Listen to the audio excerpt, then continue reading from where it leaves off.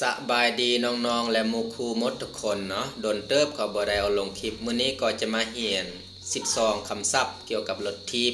เป็นอันใดก็ศึกษาไปพร้อมกันเลย 1. เชอหลิงเชอหลิงกะลิงเชอหลิง 2. เชอป่าเชอป่าเขารถเชอป่า 3. เชอเจี้ยเชอเจี้ยคานรถ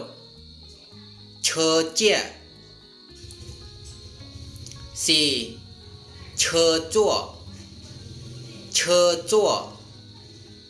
อ่านนั่งเชอจั่ว 5. โฮเจี้ยโฮเจี้ยอ่านซ้อนโฮเจี้ย 6. เชอจ๋าเชอจ๋าห้ามรถเชอจ๋า 7. เลี่ยนจื่อเลี่ยนจื่อโซรถเลี่ยนจื่อ 8. หลุนท้ายหลุนท้ายตีนรถ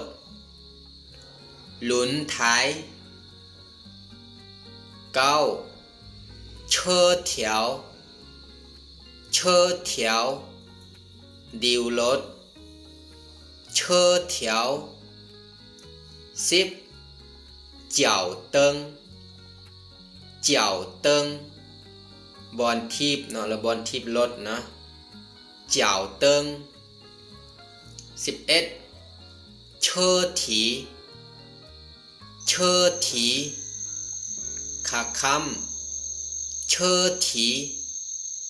12. เชอหลุนเชอหลุนขอบกงรถเชอหลุน